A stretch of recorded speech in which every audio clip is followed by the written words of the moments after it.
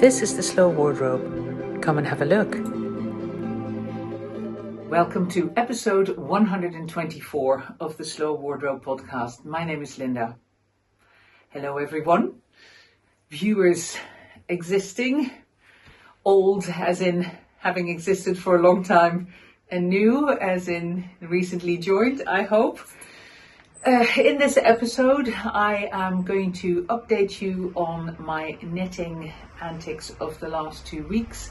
I haven't had a crochet hook in my hand except for the one time while I was doing my provisional cast on, but that was it. No crochet other than that in the last 2 weeks.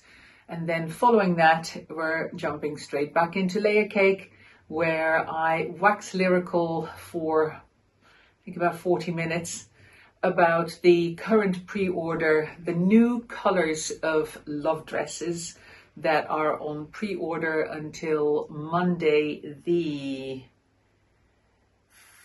16th, the end of Monday the 16th of September. If you're watching this podcast after the 16th of September, those dresses will still be around, but the pre-orders are there to gather a bunch of orders and then produce all the dresses in 1 week or sometimes in 2 weeks. And that leads to some cost savings, doing a big batch of garments together, producing them together rather than one by one as in a made to order. And that savings is passed on to you during the pre-order period. So if you're watching this after the 16th of September, there may well be a new pre-order on. I tend to start a new pre-order once every 2 weeks. In between, and those are on the Fridays, in between the Fridays that these videos are published on YouTube. So if you want the full picture of everything that I do in the Slow Wardrobe, then do sign up to the newsletter, and you'll get a newsletter once every other week. That's it. I don't do them more often. And you'll keep abreast of everything new to do with the Slow Wardrobe, which recently included the launch of a pre-loved section on the wardrobe, on the website, where existing Layercake customers trade Layercakes, buy and sell them to each other in return for store credit to replace Layercakes that they are no longer wearing or that no longer fit them, or they're just not interested in them anymore, and they can find a new Layercake lover for those and then replace those sold Layercakes with other ones. But before all of that, let's get stuck into my knitting update.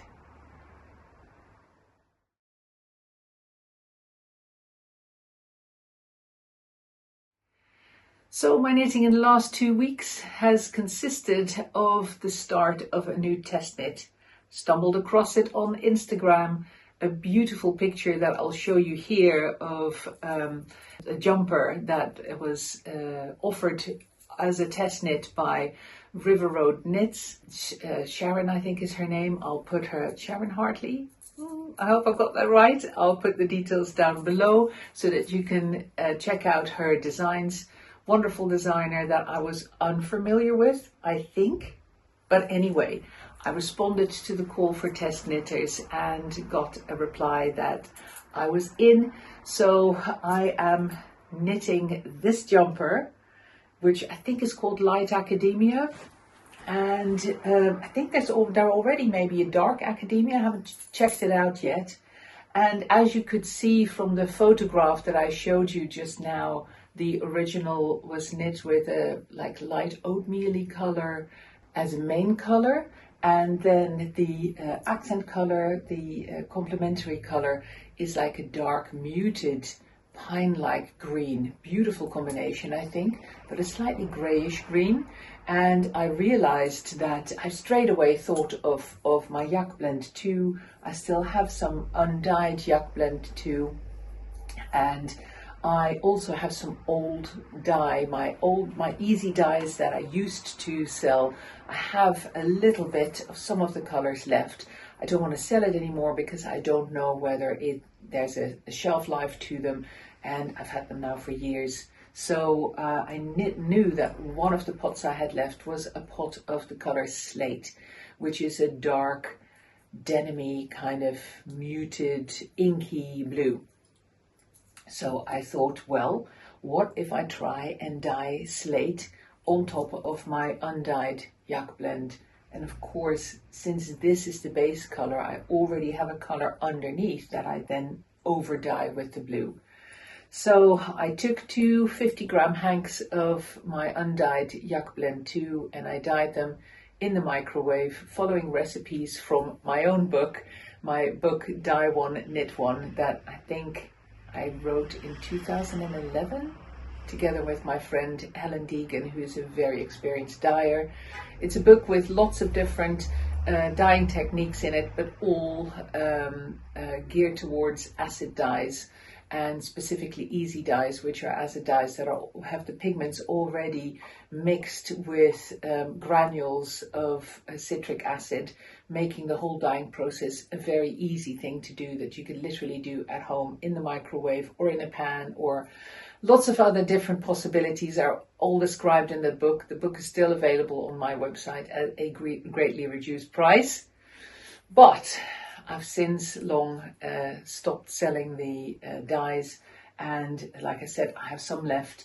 And with the tiny little dye container that I was using, I noticed that it was difficult to get a very even covering of the dye stuff. It would have been much more of an even covering if I would have dyed it in a pan. But I really liked the kind of mottled effect that I was getting, as you can see it here in this section that is just consisting of the dyed yarn.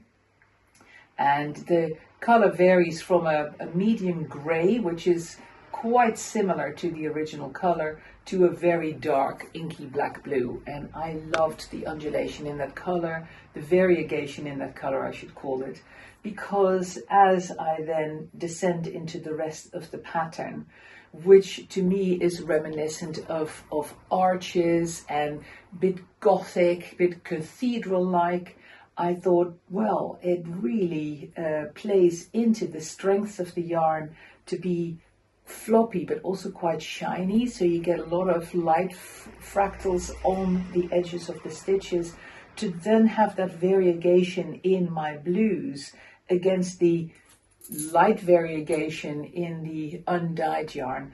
I thought the effect would end up looking quite almost a bit ghostly and spooky. I quite liked the idea of playing into this, you know, ruin-like effect that you get with those variegating colors. So I'm really pleased with how that's working out. I just have a little bit more of color work to go on the front. Then I'll have a panel of plain stockinette stitching. Then there's going to be another little band of color, and then there is going to be the bottom band of the jumper, which is in a similar kind of slightly like cable and eyelet stitch that was used for the top edging. It's got that at the bottom as well.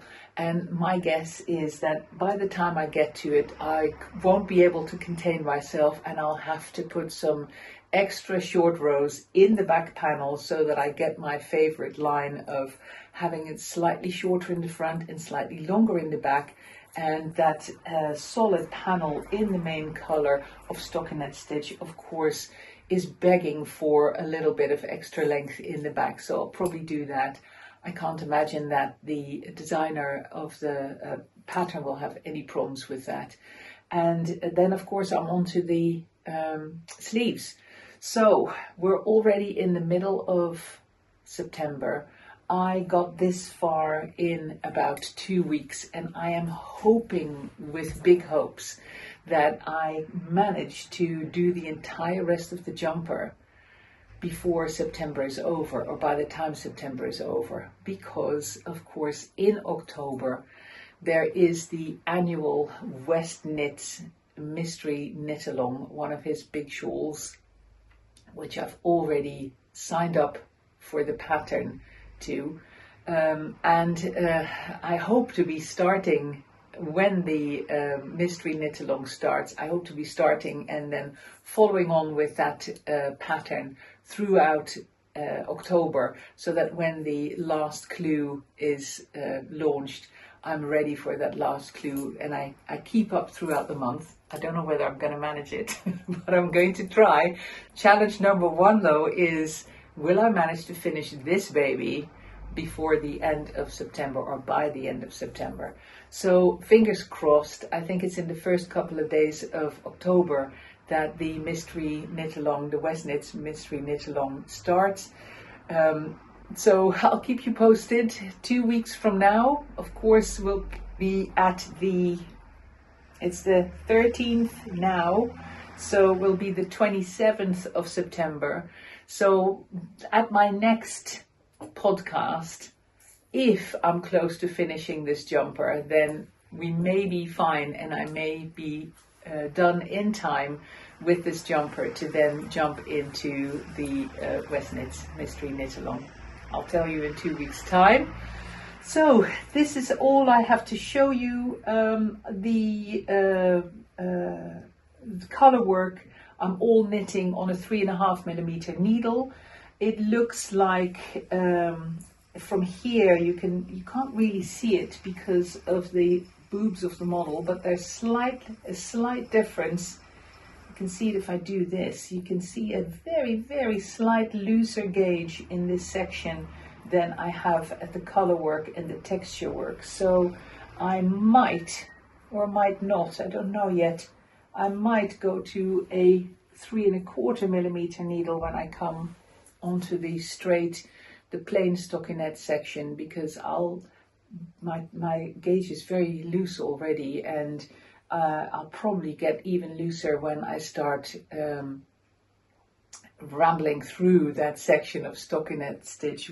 I'll be fast, but it tends to be fast and loose in my case, so I may be better off going 1 needle size down, or depending on how this kind of sits on me and how oversized or not it is when I try it on, once I've finished the section of color, which I hope to do by the end of this evening, then I can try it tomorrow. I can steam block this section, which I haven't done yet. The rest has all been steam blocked, but I don't know whether you can see it, but the last 4 inches look slightly different. It's because they haven't been steamed yet, so the stitches are still a bit puckery. They're all nice and smooth here. So once I've steamed the entire colorwork section, I'm then going to try the jumper on, and depending on how it sits on me and where it hits me on my hips, I may decide to stick with the 3.5mm needle and say, actually, I quite like the floaty flowy feel that I get if I pretend to have a slight A-line with that slightly bigger gauge. I'm already talking myself into it. I can hear it now, but I will check by trying that jumper on and decide then what I'm going to do. So that's it for all the knitting this time. Next time there will be hopefully a very big update and hopefully a big progress on this jumper. I'm actually considering knitting both sleeves at the same time, just so that I can get through that color work in a very even way, and I don't run any risks in terms of gauge variation between different knitting sessions. I'll do everything at the same time, and let's see where I'm at 2 weeks from now. I already can't wait. I'm so looking forward to seeing how this jumper is going to finish up. But until then, bear with me. Hopefully I will finally post a photograph of my Mizo knot, my chevron jumper on Instagram when I'm wearing it, because I still haven't done that, but hopefully I'll get around to that as well. I'm making lots of changes to the website, so I've been really, really busy there. And I'll talk some more about that in the Layercake section. It's about how to represent items that are layer cakes that are in stock versus layer cakes that are made to order, and separating those, as I always do, from pre-orders. But the idea is, what I'm considering is to separate ready to ship layer cakes from the made to order layer cakes, and I'm waxing lyrical about that in the next section and asking your opinion. So if you have an opinion on that, either to not change things or to change things, then please let me know. I will ask again in the newsletter next Friday as well to see what you think about that idea and to get as much feedback as possible before embarking on a big change, a big difference that you may not appreciate or that you may not find an improvement. I of course want to do things the way that you like best. So that's it for this first section. Let's dive in and have a closer look at, first of all, this gorgeous easy dress, now also on pre-order in the large new check as well as the large bright check. That pre-order finishes at the end of Monday as well, but the big pre-order this weekend are still the new autumn colors of the love dresses. So see them styled with lots of other Layercake garments and hopefully give you lots of inspiration as to how to boost the fun in your own wardrobe in the Layercake section.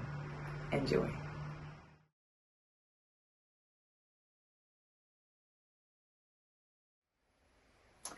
Starting the Layercake section this time with the forgotten check. Not really forgotten as a fabric, but I did forget it when I first started making the easy dresses. And of course, these large checks are so good as an easy dress, which is why I've put both of the large checks back in pre-order alongside the love dresses that I'm showing you today. And this is the large check color that had been omitted from the original easy dress pre-order. The other one is all the way on my left, your right of the picture, which of course is the large bright check. That was already on pre-order before, and because it's a check as well, and because I know there were some people who missed out on the first round of easy dress pre-orders, I've put that back on pre-order as well. So I'm wearing the size large, super roomy on me. The size small would fit me fine as well. So that does comfortably fit at least up to a UK size 20 or maybe even above. But this is the large, this is the proportion that I like best on myself. And I'm wearing it with an anytime top in the grey colour and with cocoon baggies. So both in the stretchy jersey fabrics, the anytime top is a cocoon top, and then the cocoon baggies in slate in the darker grey. And of course, both of those greys are fabulous as underpinnings for the easy dresses, and just a very easy and comfortable way to cocoon up yourself at home, either by just wearing those underpieces and then throwing this an easy dress over the top when you go out, or wearing the whole outfit as is. Perfect for lounging around and looking super stylish. Now, just to remind you, with the little standy up collar of the easy dresses, of course they're fabulous for wearing a scarf in and keeping the scarf neatly around your neck to keep you warm, but you can fold that collar down as well. They are sewn on the bias, which means that they are very happy to stretch in that diagonal direction that you get when a fabric is cut on the bias. And as a result, they will fold over very easily and stay folded over. And if you want that to be more sharp, of course, you can even iron them with a fold or steam the fold into it, if you prefer that look over the collar standing up a little bit. As you can see, when the collar stands up, it does stand up quite nicely by itself. It doesn't collapse. Of course, if you start wearing heavier scarves on top of it rather than inside, then it might start collapsing, and that of course just creates a bit more of a relaxed look. This is a little bit more formal, if you like, but in both cases they look great. They've got pockets in both sides. They have the same sleeves as our just duster coats, with the nice split and the very nice wide facing and creating a nice big cuff. And we've done something similar at the bottom, again giving them a nice wide facing and giving them the same kind of splits that we see in the sleeves to make the styling complete. So far the large new check, and I will put on the large new check, and I will put on the large bright check as well, just to show you the difference and just to show how they compare in terms of the impression that they give. It'll also be a size large, so very comparable. We're either looking at this or at this. Here's the large bright check. I've kept the underpinnings the same gray anytime top, same slate baggies. So as a brighter combination with the same basic colors underneath, it works a treat as well. So easy dresses dealt with. Let's jump into the actually what I'm going to do is I'm going to show you a brighter color to wear with this first, and then we'll step over gradually into the love dresses. This is the easy dress in lava with lava. The easy dress in the large bright check, and then lava breeches worn with it in the large long size. And just to show again what a wonderful combination lava is with the large bright check. So I wanted to use the lava breeches to step into the love dresses and immediately show a love dress with a lovely combination of trouser. And of course, what easier way to move from easy dress to love dress by keeping the fabric the same and being able to show you how completely different that silhouette is. So easy dress to love dress. Very different silhouette, but both in that same lovely bright new check. Of course, this is much more of a form-fitting dress if I wear it in a size 1. I'm on a cusp between a size 1 and 2, and because of the shaping and the curves of the love dress, I can still wear a size 1 comfortably. But if you prefer your clothes more oversized, I tend to wear, with the size that I'm at the moment, I'm much more likely to wear layer cakes in a size 2 rather than a size 1. I hate feeling constricted by my clothes, and they're just starting to be tight around the bust. So like I said, because of the shape of the love dress and these dolman sleeves, I can still get away and with a size 1, and it just looks nice and fitted without looking too tight. But my choice would be to go for a size 2. I'm going to keep going. I took the anytime top off just because it was so warm, but of course, instead of an anytime top, which has the long sleeves, I could also put on one of the cocoon love tops underneath. So I'm going to do that and then keep playing with the colors. Cocoon love top in turmeric, wearing it slightly further tilted back on the shoulder line, so I can just see a little bit of turmeric peeping out here. And because this is a size 1 love top underneath the size 1 love dress, of course the sleeves are the same length, so I can then, by pulling at it a little bit and folding over the hemline of both the dress and the top, create this cute little cuff in the contrasting color that the turmeric love top gives me. They are made in such a way that if you fold them over like that, they'll stay. That is, in the case of the love dress, purely a result of the fact that by the time you get to that grown-on sleeve, all knit on, all cut in one piece, and those sleeves have a curve, by the time you get to the bottom of the sleeve, you're virtually on the bias of the fabric, so diagonally cut, and as a result, they are very easy to fold and keep in place. Yeah, fold it a little bit too far here. There we go. It's a little bit tricky to do this not watching the mirror, but there we are. So I've got that little flash of turmeric here at the top and at my sleeves. And then of course I can change the color of the trousers to go into turmeric as well. Let me show you. These are my turmeric baggies from a couple of years ago when I first introduced the turmeric color.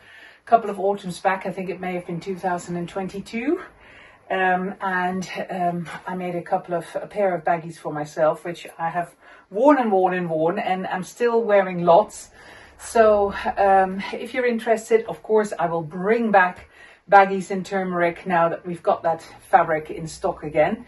But what I wanted to show you here is, despite the fact that we have taken chartreuse out of the large bright check, the previous version, if you remember, had chartreuse in it, which made for a very bright stripe in the green yellow color that chartreuse is. And there was also a very bright stripe in a lighter blue, which were commented on by so many of you. So I have rejigged the colors in this large bright check. And despite that previous bright check selling out in no time, I did listen and took those two colors out. So this is slightly less dominant in some of the stripes than that first iteration of bright check. But as you can see, there is still plenty of brightness left, so that colors like turmeric work beautifully in combination and worn with the bright check. I'm going to move on to the next love dress color. This baby will feature again later on in the program. An oldie but goodie, the dark teal crossweave is back. So this is the original dark teal, which is a crossweave of teal and black. Wonderful color. It was very popular. I replaced it with some others over time. And this season I thought, gosh, it goes so well with the other colors that I'm doing this autumn, like turmeric, of course. So I have brought it back. And of course, it's in the heavier linen. Now I'm going to throw a smock over the top in royalty, because I want to show you the difference between dark teal and royalty, because they're close, but not the same. The big difference is, of course, that there is a different color that they're both woven with. Of course, they go beautifully together, but apart from teal, which they both have in them, the royalty is cross-woven with the purple that's in blackcurrant, and the dark teal is cross-woven with black. And interestingly enough, the black pulls the teal in the green direction, and the purple pulls the teal in the blue direction. So as you can see from a distance, the smock looks more blue, and it makes the dark teal of the dress look more green when compared to royalty. When you look down them, the other difference, the fact that there is purple in royalty, becomes very obvious, because if you look along the fabric, it's the purple fibers that really stand out and that give a purple hue across the fabric that is very difficult to see from a distance, but that becomes clearer up close. Whereas the dark teal has that same hue, but not in purple, but in black. So the difference between the two fabrics is actually bigger up close than from a distance. But even from a distance, you can see purple is a bit more, royalty is a bit more blue, and dark teal is a bit more green. The other difference, of course, is that royalty is woven in our midweight linen, and dark teal is the sturdy weight linen. Next up, change the color of the dress. Turmeric dress, turmeric baggies. The difference between the dress and the baggies is 2 years of frequent wear and frequent wash. And you can see that there's very little difference. I would say that the yellow in the dress is slightly brighter, and the yellow in the baggies has dulled down a tad, but very little considering how much they've been worn over the course of 2 years. And I've kept on that royalty smock, because royalty and turmeric are just lush together. However, I am going to keep changing, of course. So here's a great example of turmeric worn with a teal color. And now I'm going to grab a paler or a more muted purple. A pair of dresses, a fig dress, a fig tulip dress, a pair of tulip shapes. The fig dress, of course, fig is a color that in the fabric is out of stock, but I've looked around and we've got a fair few garments left in fig. Some tulip dresses, some smocks, some mini smocks, maybe 1 or 2 pairs of trousers. I would have to check, but that actually reminds me to tell you about something else that I want to do with the website, and I'm very keen to hear what you think of that idea. At the moment, when you're ordering a garment, when you look at the love dresses, for example, not the pre-order love dress, but the others, then the dresses that are in stock and the ones that we don't have, the size and length combinations that we don't have in stock, that we need to make for you when you order one, are all grouped together. What I'm thinking of doing, and I'm very interested to hear what you think of this idea, is to split them up. So for every garment, there would be a listing that shows everything we have in stock of that garment, and a separate listing of all the other combinations, all the my choice ones, for example, all the ones that if you order one, you have to wait because we'll make it to order for you.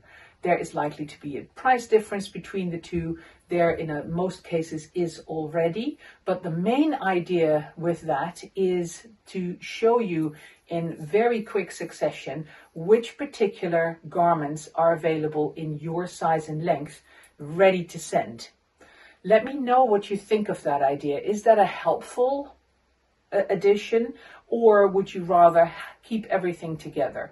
If you look at the Easy Dress listings on the website as they are now, then you'll see Easy Dresses ready to ship and Easy Dresses made to order and Easy Dress pre-order. So there's 3 of them next to each other: pre-order, ready to ship, and made to order.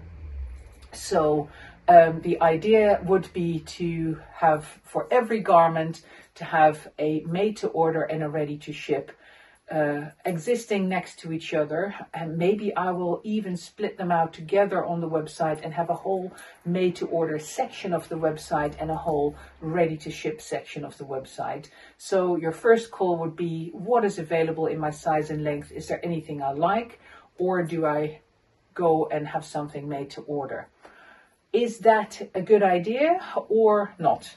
I'd love to hear from you. I'm going to ask next week in the next newsletter as well what you think of the idea. But if you are interested to let me know what you think, then have a look at the Easy Dress listings and leave a comment to give me your opinion about this idea. And of course, I'll take your opinions into consideration before deciding what to do, because at the end of the day, I want to make sure that you are served best by how I present the website. Okay, long rant while I'm standing around in my fig tulip dress, size 2 regular length, worn over a size 1 love dress in turmeric. Of course, still wearing the turmeric cocoon top, love top underneath, and wearing my turmeric well-worn baggies. Let's keep going with different colors. Pulling the whole outfit in a different direction by just changing the color of the trousers. These are the breeches in the blackcurrant stripe, the black and blackcurrant stripe to be exact, and then worn still with the more muted aubergine purple of fig on top, and just the sleeves and the neckline of the turmeric dress peeping out. So a wonderful outfit for when it gets colder, because of course that extra layer all the way down of the dress over the top of the other dress and the trousers creates a whole extra layer of air trapped between the layers of fabric, and that makes this a wonderfully comfy and warm outfit without going into wool fabrics. Let's keep going. Let's change the color of the dress. turmeric turns to lava. Lava love dress and worn underneath the fig tulip. And still with the blackcurrant breeches. So I'm going to change the dress to show a little bit more of the lava, because I think lava in the combination with the aubergine purple, reddish purple, is a beautiful combination. So rather than toning it down with fig and graying it out with fig, I'm going to turn it up by putting more blackcurrant against it. A smock in blackcurrant, and of course you immediately see more of the love dress underneath because of that curvy shape and the blackcurrant connecting very nicely with the blackcurrant stripe of the trouser. This is some smock in a size 3. It's the only size that I think I've shown it before. It's the only size blackcurrant smock that I have in stock at the moment. But it beautifully illustrates how effective blackcurrant and lava are when worn together. Beautiful combination. Of course, I could then go back into the lava breeches and wear those with the dress, and then just the contrast of the smock over the top in blackcurrant. It depends on how you prefer your color balances, but I think this is a really nice one. Let's keep going. A synergy duster in the old large bright check. I wanted to show you, I'm going to do a synergy duster again in this fabric. It is just so lush, but I wanted to show you the difference. The old large bright check having that blue stripe in it, and on the back you can see the chartreuse stripe, both of which aren't featuring anymore. But I wanted to show you already the synergy duster as it will be coming down the pike in the large bright check, and showing how it looks with lava as well as with blackcurrant. So having a sleeveless or almost like cap sleeve garment over the top of a garment with longer sleeves, and especially if it's a garment that's open like this, you do get that extra layer, you do get extra warmth, you get a different look, but without dominating the entire outfit. Great combination, I think so. Let me know what you think. I'm adding more checks. This is a small check pair of baggies in the regular lengths. That's why they're cropped on me. Would be great with a pair of boots to show off the boots rather than having the baggies all the way down to the ground. And you can see just about how much of the baggies stick out below the dress, but you can also see how well the small check goes with the bright large check. I will put the large bright check dress back on so that you see a little bit more of the baggies. I'll push those down a little bit on my hips so that you see more of the two fabrics together and see how well they go together. They can actually be worn together really nicely in an outfit like this, where they're slightly separated by a different color or worn right next to each other. I'll show you. Look at that fab combination. So the large bright check dress, and then worn with the small check of the baggies. If I drop this to make it full length, imagine that it's full length on me by wearing it low. So you can see a little bit more of the baggies underneath the love dress. Then of course you can also see that they have a lot of colors in common. Most of the colors overlap. There is a bit more bright in the large bright check, more magenta, for example, more magpie, but a lot of greens, blues, the mustardy colors, of course, are all there. So they look great together. Let's keep going. I've got more to show you and 2 more dress colors to go. Here is Jungle. Lots of positive reactions to Jungle already with the breeches and anything that has been junglified already. I just wanted to show you here how well it goes even with the more autumnal kind of greens in the small check.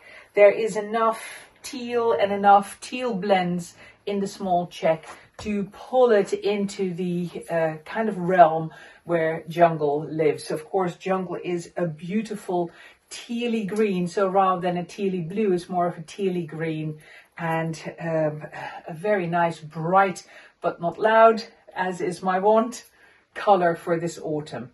I'm going to grab Fig again, that Fig tulip dress, to see how that goes with Tulip. How that goes with Tulip. How that goes with Jungle. I am sorry. It's a lot of colors and a lot of outfits to get through, and I clearly lose the plot halfway through. So Fig in combination with Jungle. Of course, Fig pulls slightly into the grey direction because it's got the purple that is in blackcurrant, but then cross-woven with a dark grey rather than with a black. So it kind of quiets the color a little bit, pulls it in the grey direction. And when I was putting Jungle on and thought, wow, it is such a bright color, but it can also be worn with a lot more muted color. So I'm going to grey down the rest of the outfit to show you how Jungle can shine against a neutral palette. Step 1, changing the trousers from the small check baggies to a pair of palazzos in the long, large charcoal cross-weave fabric. And now adding more grey, yet showing more Jungle by replacing the tulip dress in Fig with a mini tabard in the same charcoal cross-weave. So adding a mini tabard in a contrasting color and in a very muted color, it tones down the whole outfit a little bit, yet still shows plenty of dress. And of course, this could have been a tabard in the full length or a smock, for example, if you want to reduce the amount of dress we see, or if you are not keen on the short proportions of the mini tabard. I think it's a very versatile garment with those points front and back. They elongate the bottom half of your body always, and they are cut ever so slightly bigger in every size than the garment that you wear them over the top of, so that they never pinch you in any way. So let's keep going. I'm going to add yet another color, and it's not a complete neutral, but it does soften the Jungle a little bit. This is Teal Sky, showing it on purpose next to Jungle to show you how big the difference in color is. Of course, they have a color in common.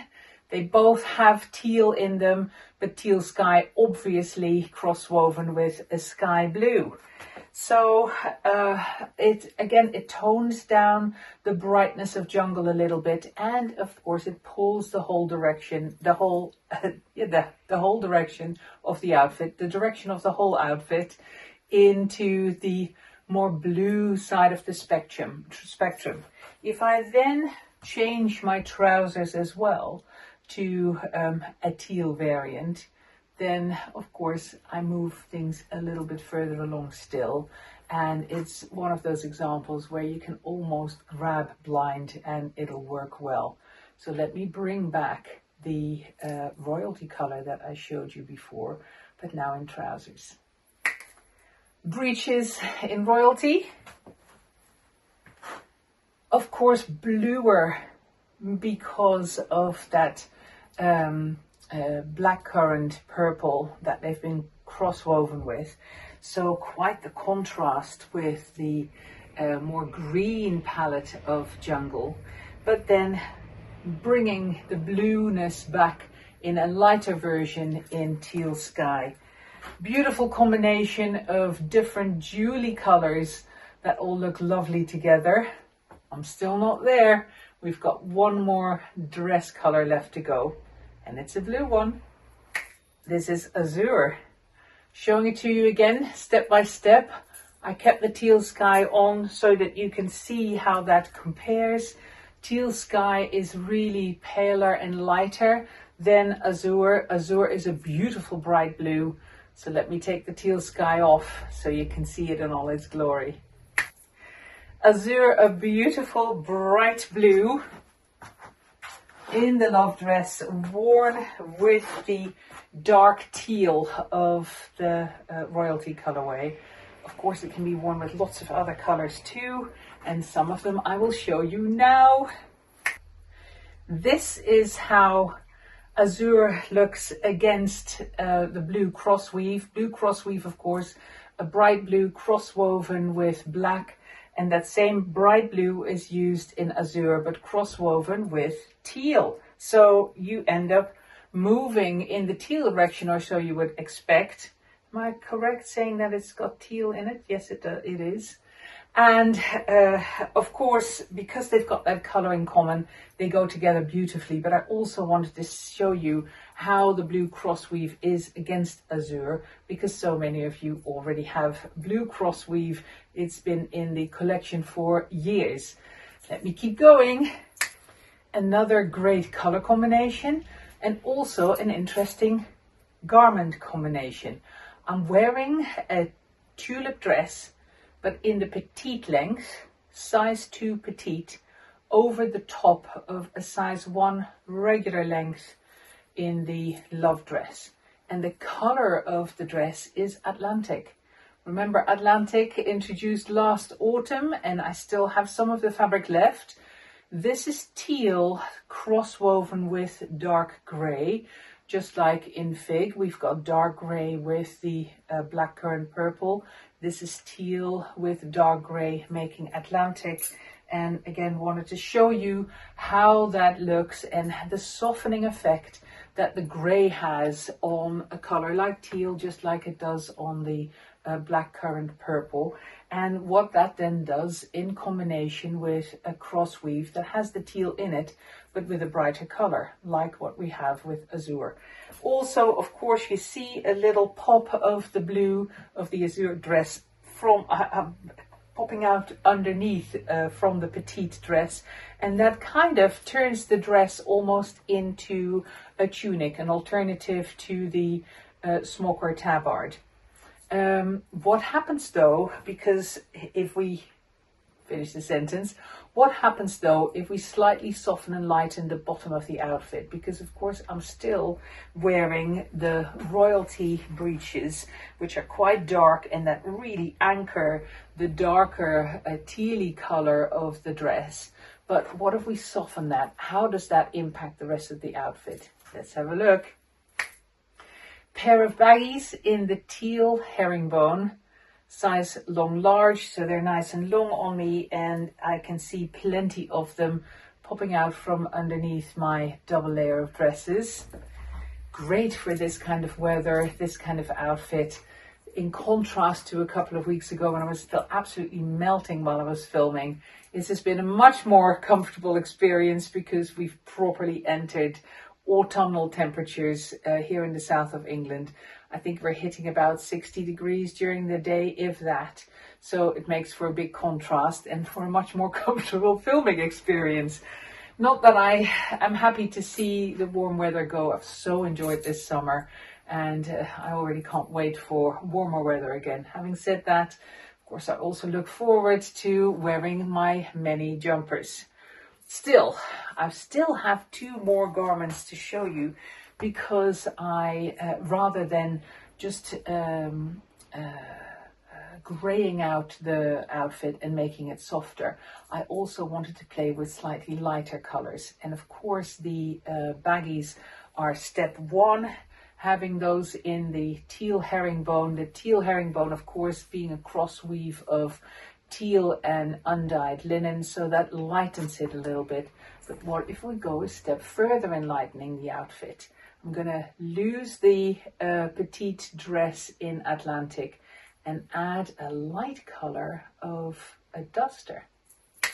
One of the freshest, juiciest light colors in the collection. This is a short duster in teal wash, wearing it tied up. And again, you can see how beautifully that goes in combination with the dress and the trousers, then having that slightly lighter effect of the trousers tying the outfit together quite nicely. But it would look great without the trousers as well. It's not like they absolutely need each other to look good. And of course, I can show a lot more of the dress by opening up the duster and wearing it with the ties undone. I can go somewhere in between by just tying it here in the middle. That ensures that I still have a line of blue going down the middle and gives a bit of an elongating silhouette. If you're worried that tying up the duster all together with the dress ends up cutting you in half, I don't think that was the case. But if that is your concern and you really want to elongate your silhouette, then either wear the duster open or tie it like this, so you see a column of blue or whatever color you're wearing in the middle going all the way down. Nearly there. I've got one more garment to show you as an example of a softer color that stays in the same palette and that pulls back the brightness of the azure a little bit without killing it altogether. Last but not by all means least, this is a Synergy duster in our blue cables fabric. We did dusters earlier this year and offered blue cable as one of the limited editions fabric. There is a very small amount of blue cable left. I've got one of these ready to go for those who are interested. And of course, it goes beautifully with the herringbone baggies, because the herringbone baggies have undyed linen in them. And so has this fabric, the blue cable. The lighter stripes in this fabric are undyed linen, and then it's teamed with a slightly lavendery blue, so a slightly softer blue than in the love dress, but the blues go together really, really well. Of course, the azure is pumped up, the blue in the azure is pumped up a little bit by teal, and the blue in the blue cables duster is pulled down slightly by the natural color of the undyed little cable pattern that runs through it. But of course, together they pull together very, very nicely. And like I said, it just calms down the azure of the dress a little bit, but there's still plenty of it left. And it just shows you the effect of a Synergy duster worn with dresses. Of course, it's no less effective with something like play suits. More of that in episodes to come. You can see what kind of, sometimes I like to tease a little bit about what kind of pre-order will be coming up. So watch this space for future episodes, or even better, subscribe to the newsletter once every other week in the weeks that go in between the publication of the podcast. So a newsletter and podcast always kind of reinforce each other in the sense that they tackle the same subjects when it comes to Layercake, at least. So that was all for me. Another very long one. I hope that there is a love dress for you there. The lead times at the moment are super short. We have not been this quiet for a very long time, so I hope that doesn't mean that you don't love us anymore, but we'll be patient, and we will, for now at least, I will keep offering you hopefully exciting garments and exciting colors with pre-order options to try and keep the cost down as much as possible, considering that we are producing right here at the studio in the south of England. Thank you very much for watching, and if you're still with me, as per always, thank you very much for sitting through all of it. Your feedback and comments, as always, are very welcome, and I hope to see you again soon.